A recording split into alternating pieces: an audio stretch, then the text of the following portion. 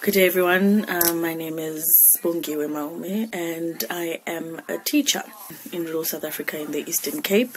where I teach grade 11 learners life science and some mathematical literacy. I've recently started teaching at the school, and what I did is I realized there's room for more discussion and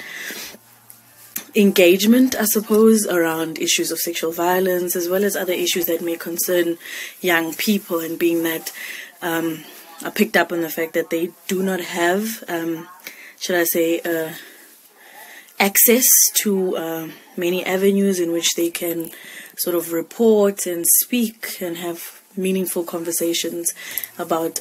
issues that bother and are burning to them. So I decided to start sort of these conversations up and create a platform within my classroom where learners could be comfortable enough to discuss these issues without any fear of judgment, and sort of any negative repercussions, so they speak openly and plainly. At first we started these discussions, in between the lesson, and I'd realized, the more we'd mention certain topics, the more eager the learners seem to discuss those various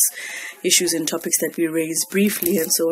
we decided, okay, let's have more in-depth discussions around these issues, and so that's what we've been sort of growing and going towards. And so really what I ask my learners is, to sort of get them comfortable enough to speak about certain issues, being that, I think before anything, one has to understand the sort of the situation or the setup where it is, the context of where these learners are based and what they are exposed to, what they aren't exposed to, what limits them and what sort of grows them. And so they grow up in sort of a background that does not allow, let alone create, any room for discussions around sex and any curiosity or confusion or violence or ill that may come of that. There is no place or avenue to discuss that, not in the home, not in their communities, not even at their schools. And so these learners sort of have to bottle up whatever it is that they experience of fear of, being judged or beaten or victimized in any way, shape or form. So in starting these conversations with them, I had to be mindful of that and sort of ease them into these conversations, because some of the topics like sexual violence or sex in and of itself is very taboo, and I had to tread carefully to sort of gain their trust and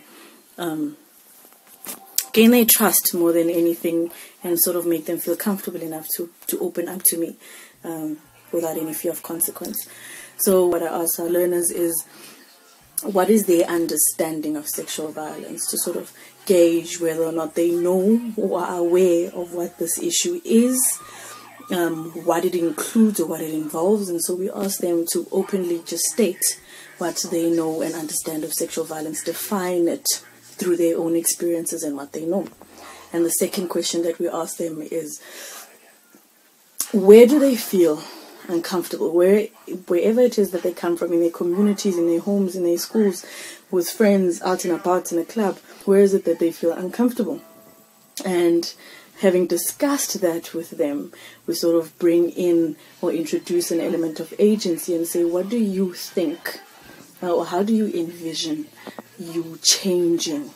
those situations where you feel uncomfortable or where you feel violated or where you see someone else being violated? How do you use technology to sort of bring to life that vision?